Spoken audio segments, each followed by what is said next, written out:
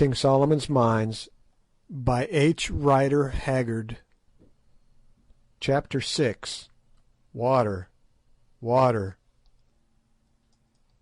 2 hours later, that is, about 4 o'clock, I woke up, for so soon as the first heavy demand of bodily fatigue had been satisfied, the torturing thirst from which I was suffering asserted itself. I could sleep no more. I had been dreaming that I was bathing in a running stream, with green banks and trees upon them, and I awoke to find myself in this arid wilderness, and to remember, as Umbopa had said, that if we did not find water this day we must perish miserably. No human creature could live long without water in that heat. I sat up and rubbed my grimy face with my dry and horny hands, as my lips and eyelids were stuck together, and it was only after some friction and with an effort that I was able to open them. It was not far from dawn, but there was none of the bright feel of dawn in the air, which was thick with a hot murkiness that I cannot describe. The others were still sleeping. Presently it began to grow light enough to read, so I drew out a little pocket copy of the Ingoldsby Legends which I had brought with me, and read "The Jackdaw of Rheims." When I got to where "a nice little boy held a golden ewer, embossed and filled with water as pure as any that flows between Rheims and Namur," literally I smacked my cracking lips, or rather tried to smack them. The mere thought of that pure water made me mad.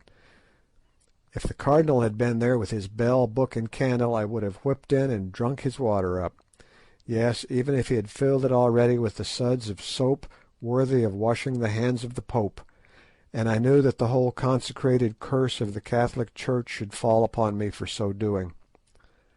I almost think that I must have been a little light-headed with thirst, weariness, and the want of food, for I fell to thinking how astonished the Cardinal and his nice little boy and the jackdaw would have looked to see a burnt-up, brown-eyed, grizzly-haired little elephant hunter suddenly bound between them, put his dirty face into the basin and swallow every drop of the precious water. The idea amused me so much that I laughed, or rather cackled, aloud, which woke the others, and they began to rub their dirty faces and drag their gummed-up lips and eyelids apart. As soon as we were all well awake, we began to discuss the situation, which was serious enough. Not a drop of water was left. We turned the bottles upside down and licked the tops, but it was a failure. They were dry as a bone. Good, who had charge of the flask of brandy, got it out and looked at it longingly, but Sir Henry promptly took it away from him, for to drink raw spirit would only have been to precipitate the end. "If we do not find water we shall die," he said. "If we can trust to the old Dom's map, there should be some about," I said, but nobody seemed to derive much satisfaction from this remark. It was so evident that no great faith could be put in the map. Now it was gradually growing light, and as we sat staring blankly at each other, I observed the Hottentot Ventvögel rise and begin to walk about with his eyes on the ground. Presently he stopped short, and uttering a guttural exclamation, pointed to the earth.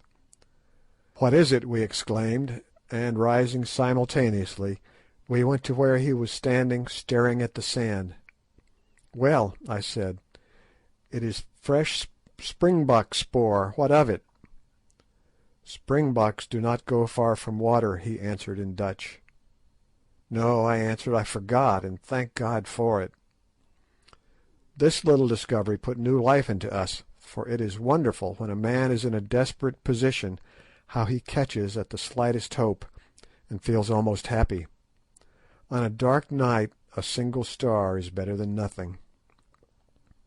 Meanwhile Ventvögel was lifting his snub nose and sniffing the hot air for all the world like an old impala ram who scents danger.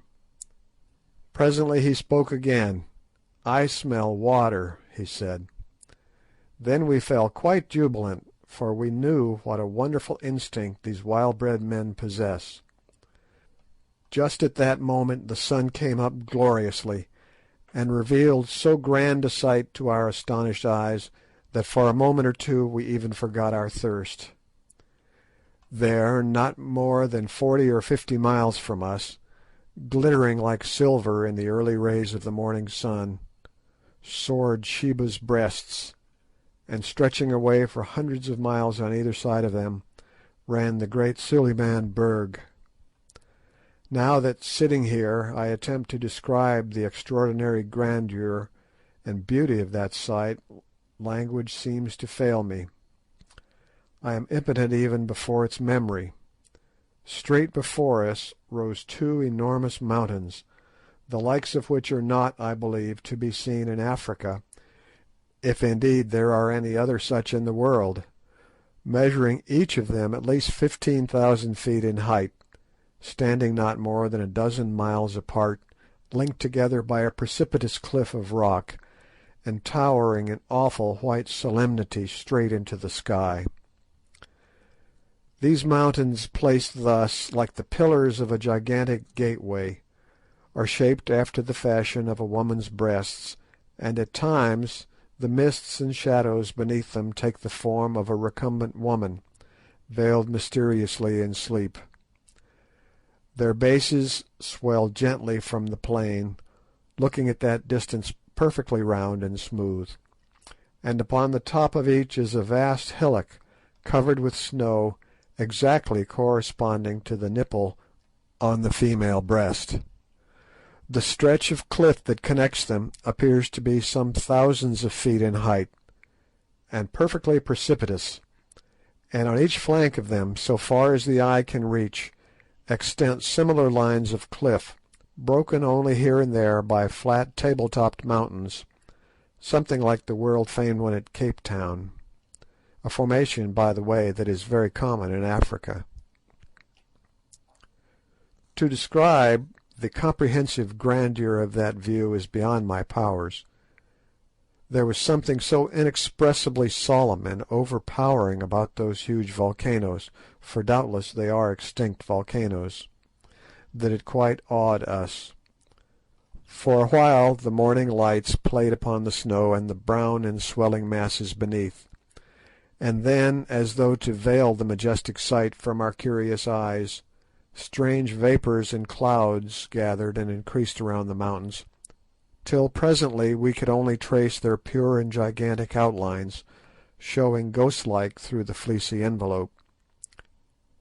Indeed, as we afterwards discovered, usually they were wrapped in this gauze-like mist, which doubtless accounted for our not having seen them more clearly before.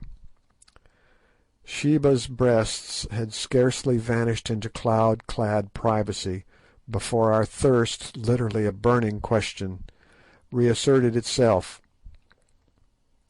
It was all very well for Ventvögel to say that he smelt water, but we could see no signs of it, look which way we would. So far as the eye might reach there was nothing but arid sweltering sand and karoo scrub.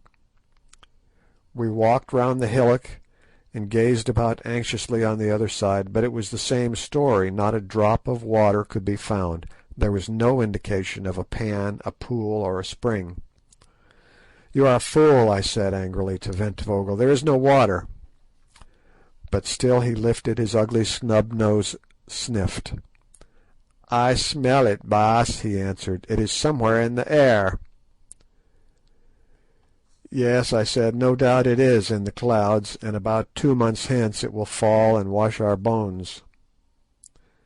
Sir Henry stroked his yellow beard thoughtfully. "Perhaps it is on the top of the hill," he suggested. "Rot," said Good. "Who ever heard of water being found at the top of a hill?" "Let us go and look," I put in, and hopelessly enough we scrambled up the sandy sides of the hillock, Umbopa leading. Presently he stopped as though he was petrified. "Nanzi Amanzi," that is, "here is water," he cried with a loud voice. We rushed up to him, and there, sure enough, in a deep cut or indentation on the very top of the sand koppie, was an undoubted pool of water. How it came to be in such a strange place we did not stop to inquire, nor did we hesitate at its black and unpleasant appearance. It was water or a good imitation of it, and that was enough for us. We gave a bound and a rush, and in another second we were all down on our stomachs, sucking up the uninviting fluid as though it were nectar fit for the gods. Heavens, how we did drink!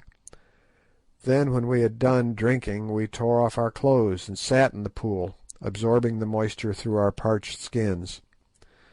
You, Harry, my boy, who have only to turn a couple of taps to summon hot and cold from an unseen, vasty cistern, can have little idea of the luxury of that muddy wallow in brackish, tepid water. After a while we rose from it, refreshed indeed, and fell to on our biltong, of which we had scarcely been able to touch a mouthful for 24 hours, and ate our fill. Then we smoked a pipe, and lay down by the side of that blessed pool under the overhanging shadow of its bank, and slept till noon. All that day we rested there by the water, thanking our stars that we had been lucky enough to find it, bad as it was, and not forgetting to render a due share of gratitude to the shade of the long-departed Da Silvestra, who had set its position down so accurately on the tail of his shirt. The wonderful thing to us was that the pan should have lasted so long, and the only way in which I can account for this is on the supposition that it is fed by some spring deep down in the sand. Having filled both ourselves and our water bottles as full as possible, in far better spirits we started off again with the moon. That night we covered nearly 25 miles, but needless to say found no more water, though we were lucky enough the following day to get a little shade behind some ant-heaps. When the sun rose and for a while cleared away the mysterious mists, Suliman's Berg, with the two majestic breasts, now only about 20 miles off, seemed to be towering right above us, and looked grander than ever. At the approach of evening we marched again, and to cut a long story short, by daylight next morning found ourselves upon the lowest slopes of Sheba's left breast, for which we had been steadily steering. By this time our water was exhausted once more, and we were suffering severely from thirst, nor indeed could we see any chance of relieving it till we reached the snow line far, far above us. After resting an hour or two, driven to it by our torturing thirst, we went on, toiling painfully in the burning heat up the lava slopes, for we found that the huge base of the mountain was composed entirely of lava beds belched from the bowels of the earth in some far past age. By 11 o'clock we were utterly exhausted, and generally speaking in a very bad state indeed. The lava clinker over which we must drag ourselves, though smooth compared with some clinker I have heard of, such as that on the island of Ascension, for instance, was yet rough enough to make our feet very sore, and this, together with our other miseries, had pretty well finished us. A few hundred yards above us were some large lumps of lava, and toward these we steered with the intention of lying down beneath their shade. We reached them, and to our surprise, so far as we had a capacity for surprise left in us, on a little plateau or ridge close by we saw that the clinker was covered with a dense green growth. Evidently soil formed of decomposed lava had rested there, and in due course had become the receptacle of seeds deposited by birds. But we did not take much further interest in that green growth, for one cannot live on grass like Nebuchadnezzar. That requires a special dispensation of Providence and peculiar digestive organs. So we sat down under the rocks and groaned, and for one I wish heartily that we had never started on this fool's errand. As we were sitting there I saw Umbopa get up and hobble towards the patch of green, and a few minutes afterwards, to my great astonishment, I perceived that usually very dignified individual dancing and shouting like a maniac, and waving something green. Off we all scrambled towards him as fast as our wearied limbs would carry us, hoping that he had found water. "What is it, Umbopa, son of a fool?" I shouted in Zulu. "It is food and water, Macumazahn," and again he waved the green thing. Then I saw what he had found. It was a melon. We had hit upon a patch of wild melons, thousands of them, and dead ripe. "Melons!" I yelled to Good, who was next to me, and in another minute his false teeth were fixed in one of them. I think we ate about 6 each before we had done, and poor fruit as they were, I doubt if I ever thought anything nicer. But melons are not very nutritious, and when we had satisfied our thirst with their pulpy substance, and put a stalk to cool by the simple process of cutting them in two and setting them end on in the hot sun to grow cold by evaporation, we began to feel exceedingly hungry. We had still some biltong left, but our stomachs turned from biltong, and besides, we were obliged to be very sparing of it, for we could not say when we should find more food. Just at this moment a lucky thing chanced. Looking across the desert, I saw a flock of about 10 large birds flying straight towards us. "Skit, Baas, skit!" "Shoot, master, shoot!" whispered the Hottentot, throwing himself on his face, an example which we all followed. Then I saw that the birds were a flock of pau, or bustards, and that they would pass within 50 yards of my head. Taking one of the repeating Winchesters, I waited till they were very nearly over us, and then jumped to my feet. On seeing me the pau bunched up together, as I expected that they would, and I fired 2 shots straight into the thick of them, and as luck would have it, brought down one, a fine fellow that weighed about 20 pounds. In half an hour we had a fire made of dry melon stalks, and he was toasting over it, and we made such a feed as we had not tasted for a week. We ate that pau, nothing was left of him but his leg bones in his beak, and we felt not a little the better afterwards. That night we went on again with the moon, carrying as many melons as we could with us. As we ascended we found the air grew cooler and cooler, which was a great relief to us, and at dawn, so far as we could judge, we were not more than about a dozen miles from the snow line. Here we discovered more melons, and so had no longer any anxiety about water, for we knew that we should soon get plenty of snow. But the ascent had now become very precipitous, and we made but slow progress, not more than a mile an hour. Also that night we ate our last morsel of biltong. As yet, with the exception of the pau, we had seen no living thing on the mountain, nor had we come across a single spring or stream of water, which struck us as very odd, considering the expanse of snow above us, which must, we thought, melt sometimes. But as we afterwards discovered, owing to a cause which is quite beyond my power to explain, all the streams flowed down upon the north side of the mountain. Now we began to grow very anxious about food. We had escaped death by thirst, but it seemed probable that it was only to die of hunger. The events of the next 3 miserable days are best described by copying the entries made at the time in my notebook. 21st May. Started 11 a.m.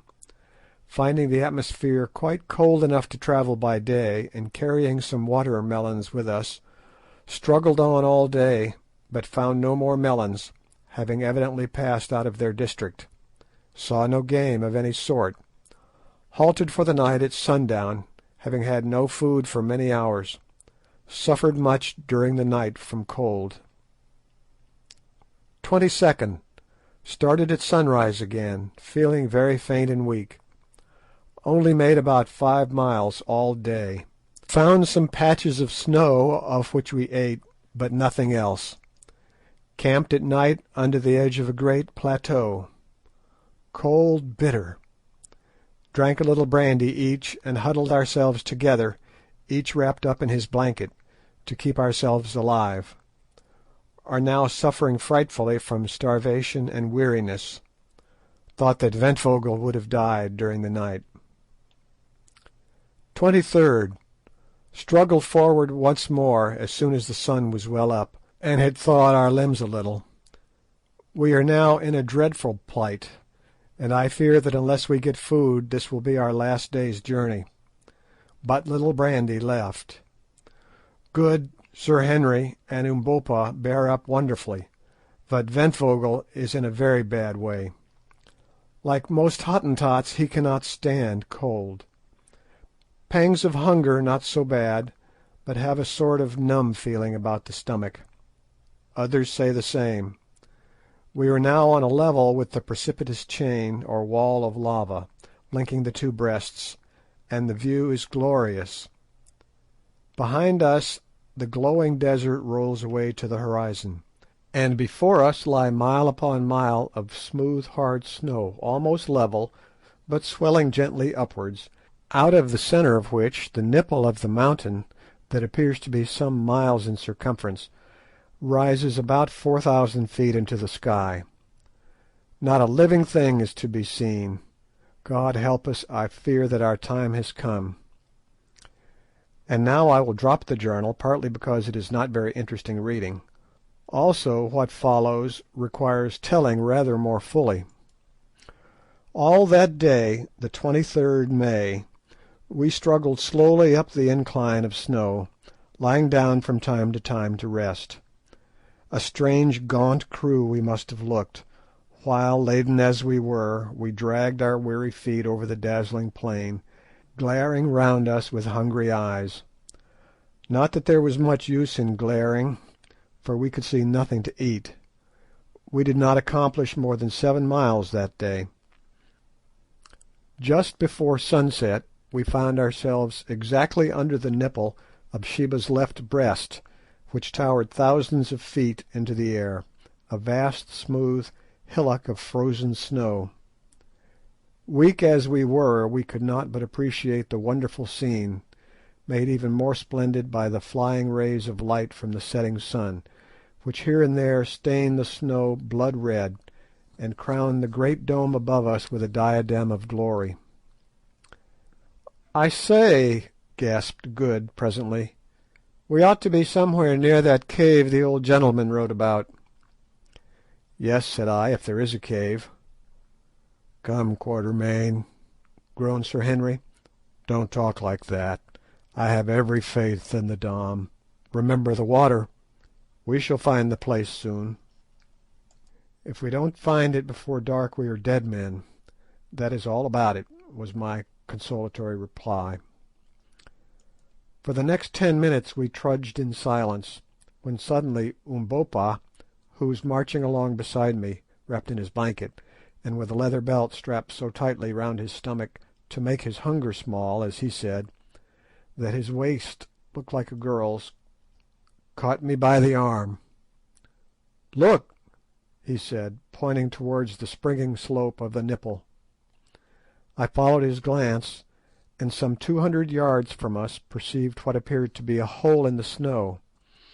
"It is the cave," said Umbopa. We made the best of our way to the spot, and found sure enough that the hole was the mouth of a cavern, no doubt the same as that of which Da Silvestra wrote.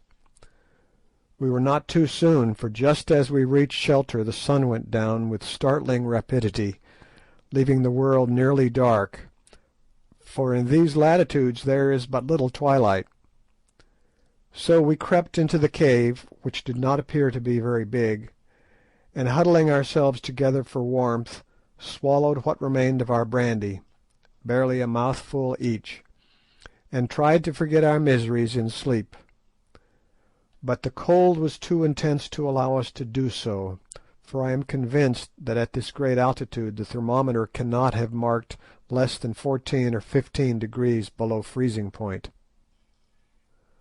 What such a temperature meant to us, enervated as we were by hardship, want of food, and the great heat of the desert, the reader may imagine better than I can describe. Suffice it to say that it was something as near death from exposure as I have ever felt. There we sat hour after hour through the still and bitter night, feeling the frost wander round and nip us now in the finger, now in the foot, now in the face. In vain we did huddle up closer and closer. There was no warmth in our miserable starved carcasses. Sometimes one of us would drop into an uneasy slumber for a few minutes, but we could not sleep much, and perhaps this was fortunate, for if we had, I doubt if we should have ever woke again. Indeed, I believe that it was only by force of will that we kept ourselves alive at all. Not very long before dawn I heard the Hottentot Ventvögel, whose teeth had been chattering all night like castanets, give a deep sigh. Then his teeth stopped chattering. I did not think anything of it at the time, concluding that he had gone to sleep. His back was resting against mine, and it seemed to grow colder and colder, till at last it felt like ice. At length the air began to grow grey with light, then golden arrows sped across the snow, and at last the glorious sun peeped above the lava wall and looked in upon our half-frozen forms. Also it looked upon Ventvögel, sitting there amongst us, stone dead. No wonder his back felt cold, poor fellow. He had died when I heard him sigh, and was now frozen almost stiff. Shocked beyond measure, we dragged ourselves from the corpse. How strange is that horror we mortals have of the companionship of a dead body, and left it sitting there, its arms clasped about its knees. By this time the sunlight was pouring its cold rays, for here they were cold, straight into the mouth of the cave. Suddenly I heard an exclamation of fear from someone, and turned my head. And this is what I saw. Sitting at the end of the cavern, it was not more than 20 feet deep, was another form, of which the head rested on its chest, and the long arms hung down. I stared at it, and saw that this too was a dead man, and, what was more, a white man. The others saw also, and the sight proved too much for our shattered nerves. One and all we scrambled out of the cave as fast as our half-frozen limbs would carry us. End of chapter 6.